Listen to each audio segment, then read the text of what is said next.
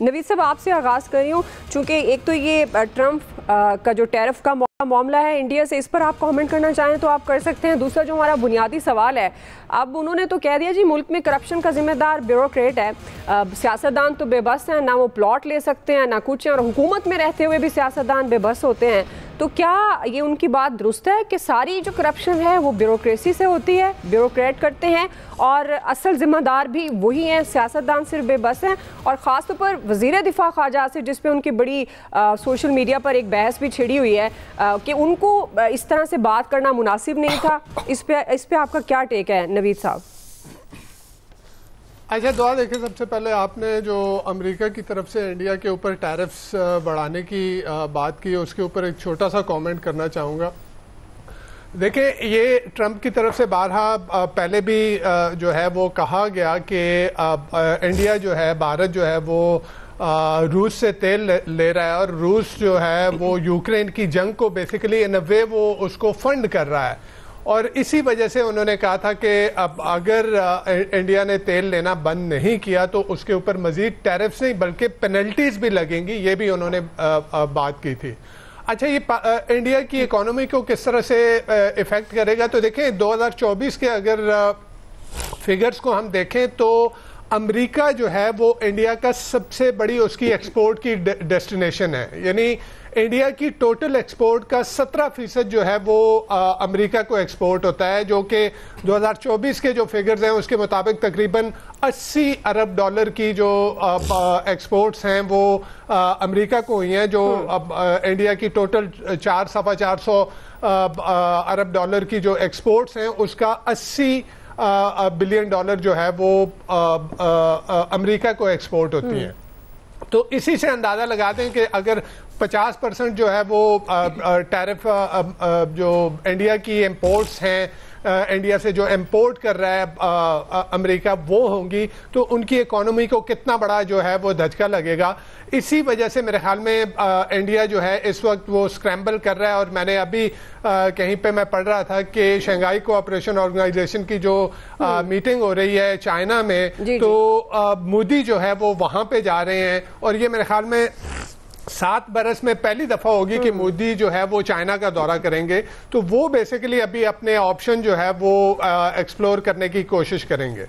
تو اب یہاں تک تو یہ ہے کہ اگر 17% انڈیا کی ایکسپورٹ امریکہ کو ہے تو وہ بڑا ایک دھچکا ہوگا انڈیا کی اکانومی کے لیے۔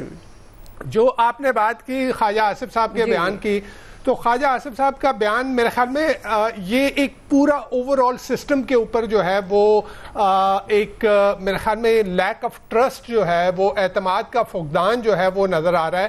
یہ صرف انہوں نے بیوروکریٹس کی بات کی ہے۔ آپ یہ دیکھیں کہ 2024 کے فگرز اٹھا کے دیکھیں، پاکستان سے تقریباً کوئی 7.25 لاکھ لوگ جو ہے وہ پاکستان سے چھوڑ کے گئے ہیں، وہ تارکین وطن جو ملک چھوڑ کے باہر ممالک میں گئے ہیں اپنے بہتر مستقبل کے لیے اور یعنی جابز کے لیے، تو 7.5 لاکھ لوگ۔ اچھا، اس میں ورلڈ بینک کی رپورٹ تھی کہ جتنی تیزی سے جو آپ کے پروفیشنل جا رہے ہیں، جو آئی ٹی پروفیشنل ہیں، جو آپ کے بینکرز ہیں، جو آپ کے ڈاکٹرز ہیں، جو آپ کے انجینئرز ہیں، اور یہ کہا گیا کہ اتنی تیزی سے لوگوں کا نکلنا جو ہے یہ سسٹینیبل نہیں ہے، یہ جتنی تیزی سے برین ڈرین ہو رہا ہے یہ سسٹینیبل نہیں ہے۔ تو یہ تو تھی عام پاکستانیوں کی بات۔ پھر میں آپ کو 2024 کے ہی فگر اٹھا کے دیکھیں کہ Dubai chamber of commerce and industry میں 2024 میں 8,000 سے زیادہ پاکستانی کمپنیاں وہاں پہ رجسٹر ہوئی ہیں، جو انڈیا کے بعد، انڈینز کے بعد دوسرا بڑا نمبر ہے۔ تو اس کا مطلب ہے کہ آپ کے لوگ جو اس اپنے ملک میں بزنس کرنے کی بجائے وہاں پہ جا رہے ہیں۔ تو یہاں پہ اگر یہ کہا جا رہا ہے کہ جی یہ بیوروکریٹس جو ہیں، بیوروکریٹس کی پروموشن، ان کی پوسٹنگ، ان کی اپوائنٹمنٹ کون ویٹنگ کرتا ہے؟ 2022 میں جو سول سروینٹ ایکٹ آف 1973 تھا، اس کو امینڈ کر کے کس کو اختیار دیا گیا تھا کہ جی جو سول سرونٹ ہیں ان کی ویٹنگ ہوگی. تو یہ تو آپ ہی ویٹ کرتے ہیں, آپ اس پروسیس سے گزار رہے ہیں, اور آج آپ جو ہے ہمیں یہ بتا رہے ہیں کہ جی یہ لوگ باہر جائیدادیں خرید رہے ہیں. اچھا ہو کیوں رہا ہے یہ؟ اور صرف یہ نہیں ہے بیوروکریٹ, یہ سبھی کے, یہ سیاستدان اپنے آپ کو یہاں پہ معصوم ثابت کر رہے ہیں.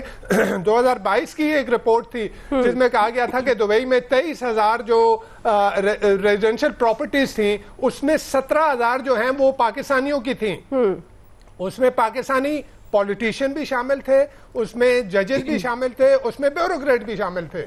اور پھر ریسنٹلی جو ہے وہ پارلیمانی ایک کمیٹی کو بتایا گیا کہ کتنے بیوروکریٹس آپ کے ڈوئل نیشنل ہیں. اچھا پھر خواجہ آصف صاحب نے کہا کہ پورٹگل جا رہے ہیں. کیوں پورٹگل ہی ان پرٹیکولر جا رہے ہیں, باقی کہیں کیوں نہیں جا رہے؟ تو ایشو یہ ہے کہ پورٹگل کا جو گولڈن ویزا ہے وہاں پہ یہ ہے کہ آپ نے اتنی انویسٹمنٹ کی, اس کے بعد آپ اپنے بچوں کو لا سکتے ہیں, اور 5 سال بعد آپ اپنی شہریت بھی وہاں پہ. تو یہاں پہ تو یہ ہوتا ہے کہ جو بیوروکریٹ, جو پولیٹیشین, جو زیر عتاب آتا ہے وہ پھر اس کی پراپرٹیز جو ہیں وہ ضبط کر لی جاتی ہیں. تو وہاں پہ یہ ان کو سیکیور کر رہے ہیں باہر. تو پورا اوور آل ایسے لگتا ہے کہ پورا ایک سسٹم کے اوپر لیک آف ٹرسٹ ہے, لیک آف کانفیڈنس ہے, کہ عام لوگ بھی جا رہے ہیں اور وہ بیوروکریٹ جو بہت اچھی جابز یہاں پہ کر رہے ہیں, جو کہ اشرافیہ میں آتے ہیں, وہ بھی اس ملک پہ جو ہے وہ ٹرسٹ نہیں کر رہے. جی عامر صاحب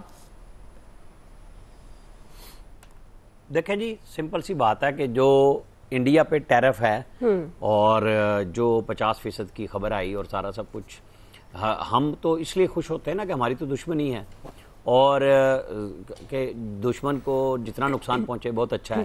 کہ ٹرمپ نے جو کچھ کیا ہے کہ وہ مائی فرینڈ سے لے کے اور مائی بیسٹ فرینڈ اور پتہ نہیں کیا کیا کہانیاں وہ بنا رہے ہیں, اور وہ بول نہیں رہے.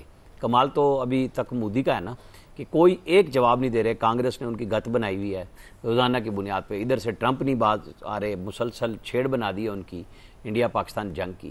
اب وہ ہم پہ بھی مسلط کرنے کے چکر میں ہے, لیکن ٹھیک ہے, اتنا عرصہ عیاشی کی ہے انڈیا نے کہ رشیا سے بھی, ایران کے ساتھ بھی, جہاں جہاں پابندیاں ہیں وہاں سے سب جگہ سے وہ مال بھی لے رہے ہیں, بیچ بھی رہے ہیں, خرید بھی رہے ہیں.